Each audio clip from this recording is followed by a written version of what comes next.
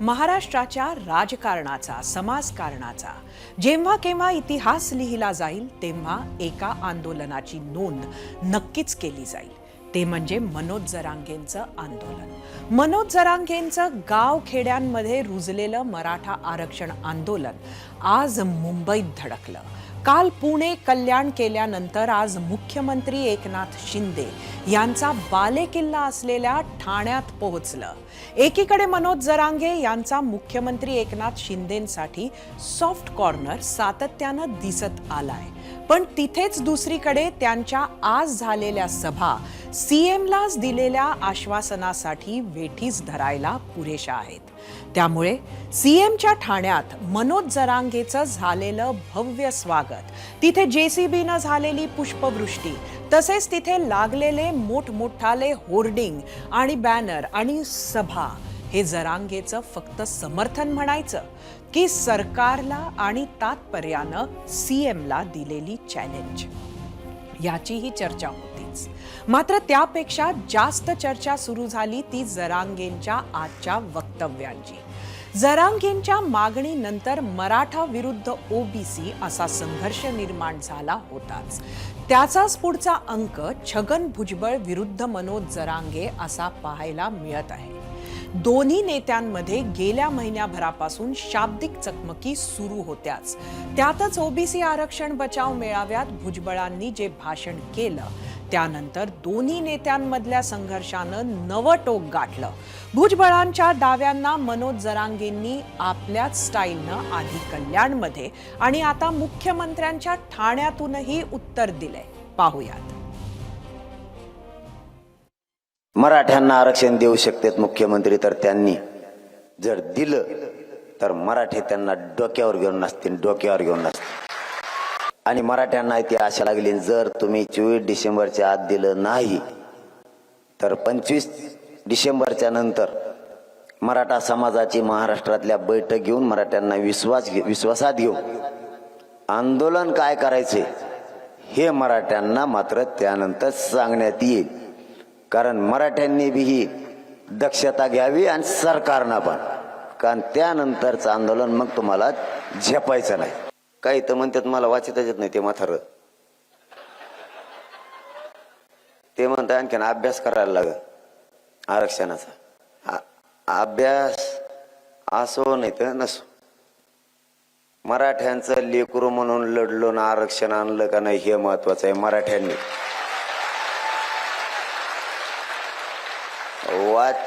वाचितो cover, तूच एकटा वाचित बस, मधी वाचेला आता बाहेर आल्यावर बी वाचव.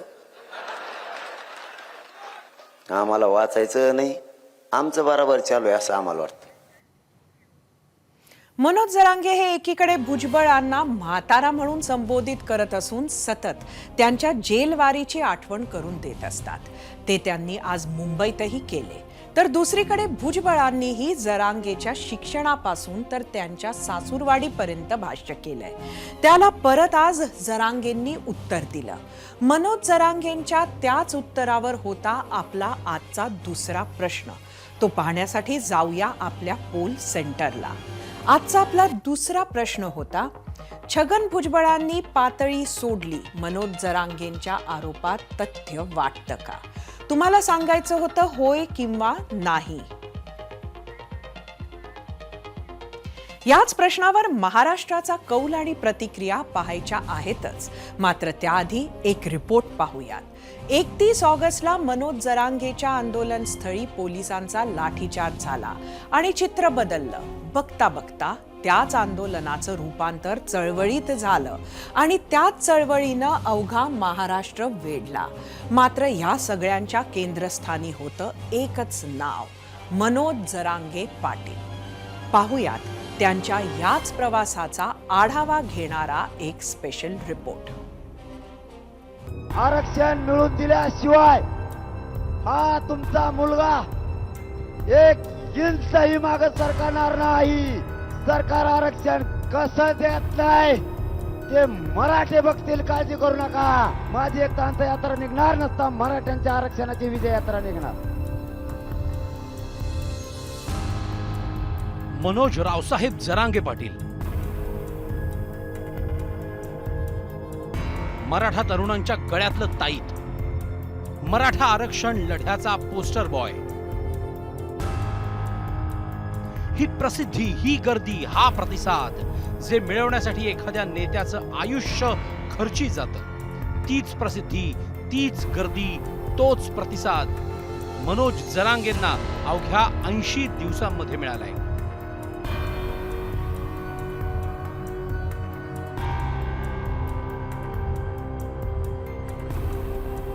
एकोणतीस ऑगस्ट पासून मनोज जरांगेंचा झंझावात सुरू झाला. त्यांचं पहिलं उपोषण 17 दिवसांचं, 40 दिवसांचा पहिला अल्टिमेटम, मग दुसरं उपोषण 9 दिवसांचं, 100 दिवसांचा दुसरा अल्टिमेटम. दोन्ही उपोषणावेळी महाराष्ट्र शासन त्यांच्या दाराशी तळ ठोकून बसलं होतं आणि दोन्ही अल्टिमेटम मध्ये मनोज जरांगेंनी महाराष्ट्र दौरे केले. ते आजही सुरू आहेत.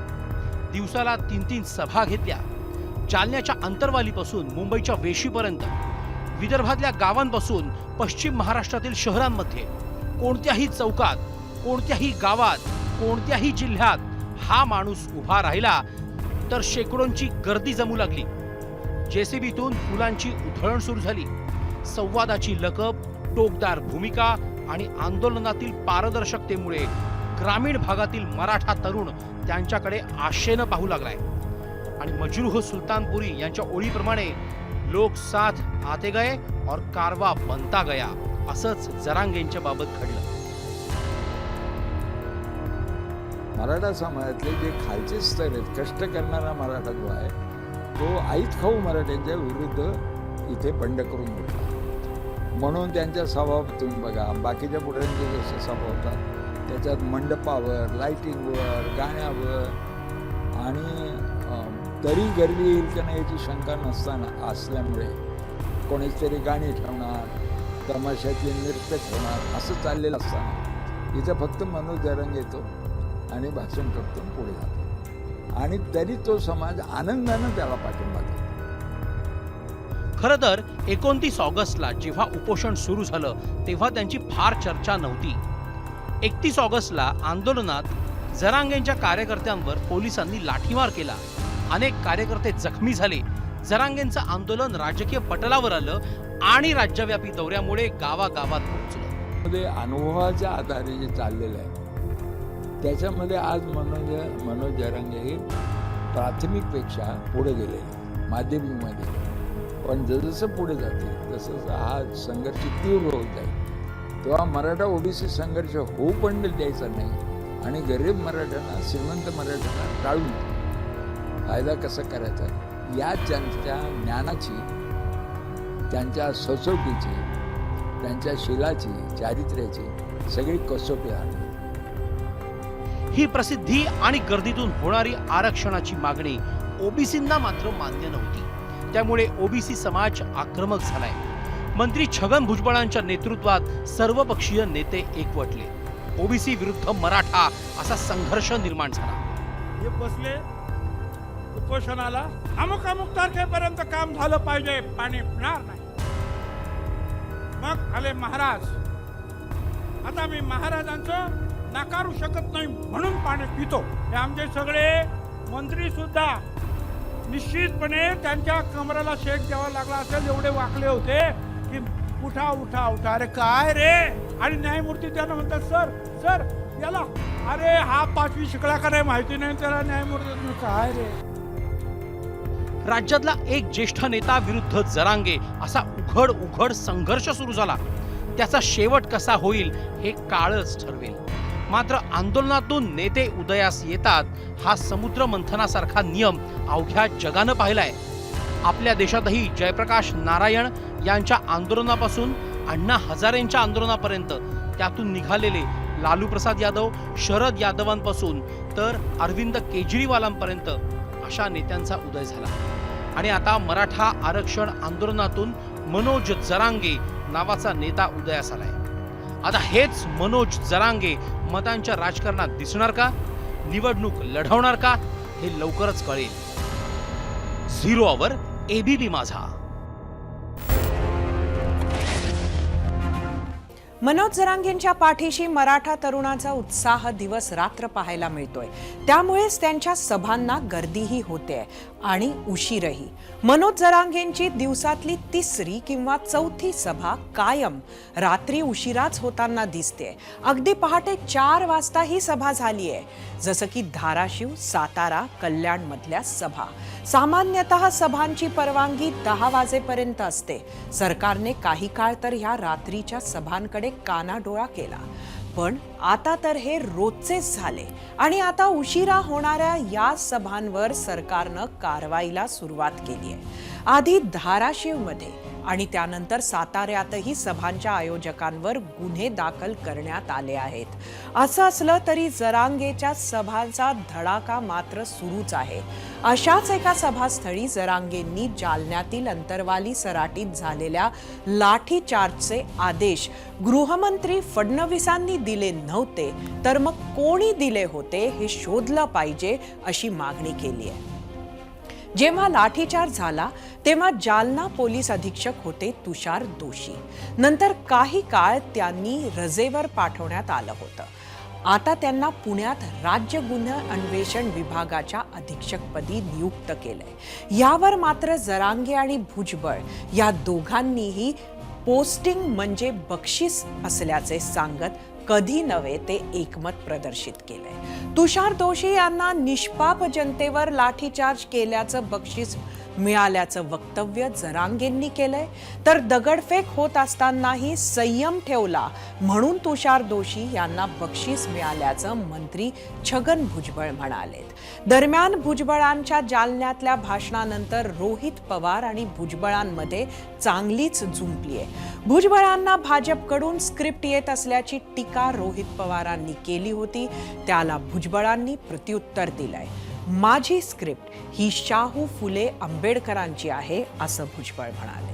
असो, 0 आवरमध्ये आता वेळ झाली आहे आपल्या प्रश्नावरचा तुम्ही दिलेल्या प्रतिक्रिया पाहण्याची आणि त्यासाठी आपण जाऊया आपल्या मीडिया सेंटरला.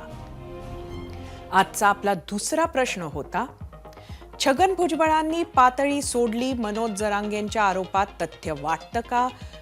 काय प्रतिक्रिया दिल्या आहेत तुम्ही सोशल मीडियावर त्या बघूयात. एक्सवरून शरद सोळंके, भुजबळांच्या मराठा समाजाविषयी द्वेषयुक्त भाषणामुळे गावगाड्यात एकोप्याने राहणाऱ्या समाजात सुप्त धुसफूस सुरू आहे. एक्सवरून अमेय, आधी स्वतः किती पातळी सोडली ते पहा. उगाच भुजबळांना लोकांचं समर्थन मिळालं नाही. जोर जबरदस्ती दादागिरीचा प्रकार कोणीही सहन करू शकत नाही. एक्सवरून शेख जब्बार, सत्तेचा आणि मंत्रिपदाचा जोर आहे. पातळी सोडून प्रश्न सुटणार नाही तर 2 समाज आपल्या हक्कासाठी लढत आहेत.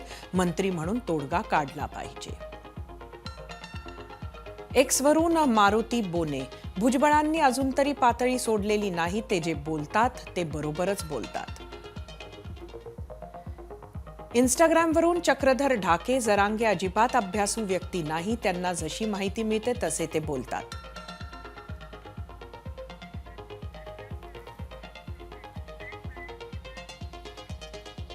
तर तिकडे जालन्यात धनगर समाज आक्रमक झालाय. धनगर मोर्चाला हिंसक वळण लागलंय. आंदोलकांनी जिल्हाधिकारी कार्यालयावर दगडफेक करत वाहनांची तोडफोडही केली आहे. जिल्हाधिकारी निवेदन स्वीकारण्यासाठी खाली न आल्यानं आंदोलकांनी जिल्हाधिकारी कार्यालयाचे प्रमुख गेट तोडून आतमध्ये प्रवेश केला आणि तोडफोड केली.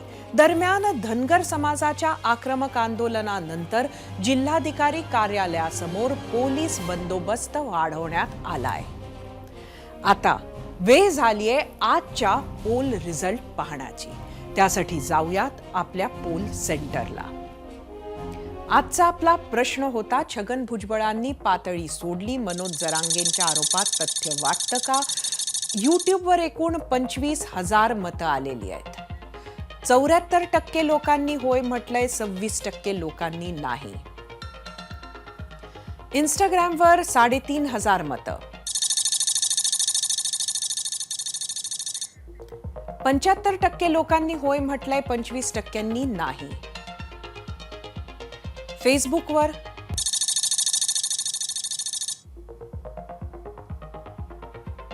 67% लोकांनी होय म्हटलंय, 33%नी नाही. एक्सवर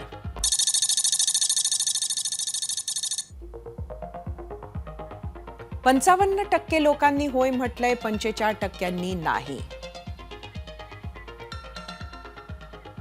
राज्यातील मोठमोठे मराठा नेते आणि काही मोजकी तालेवार मराठा घराणी सोडली तर गाव खेड्यात भरपूर मोठा मराठा समाज अजूनही तुलनेनं गरीब आहे. त्यांच्यात संधी नसल्याची, स्पर्धेत मागे पडत असल्याची, उपेक्षेची भावना आहे. एक फ्रस्ट्रेशन आहे. आपल्यावर ही वेळ का आली, कुणामुळे आली? मराठा समाज गल्ली ते दिल्ली सत्तेत असताना सर्वात जास्त मराठा आमदार, खासदार, मंत्री, मुख्यमंत्री असताना आरक्षणाचा मुद्दा चर्चेत का आला नाही? इतकी दशकं आरक्षण का मिळालं नाही? इतकी दशकं हा मुद्दा निकाली का निघाला नाही? असे अनेक प्रश्न आहेत. पण या इतिहासात जाण्यात युवकांना, आत्ताच्या पिढीला फारसा रस नाही. तेवढा वेळही त्यांच्याकडे नाही. त्यांना आज, आत्ता, ताबडतोब इन्स्टंट सोल्युशन हवं आहे. अशा युवकांना मनोज जरांगे पाटलांमध्ये आशेचा किरण दिसतोय. आपण बहुसंख्य आहोत. आपण दबाव टाकला तर सरकार झुकू शकतं. मुख्यमंत्री दारात येऊ शकतात. निवृत्त न्यायमूर्ती मनधरणी करू शकतात, असा विश्वास त्यांना जरांगे पाटलांमुळे वाटतो आहे.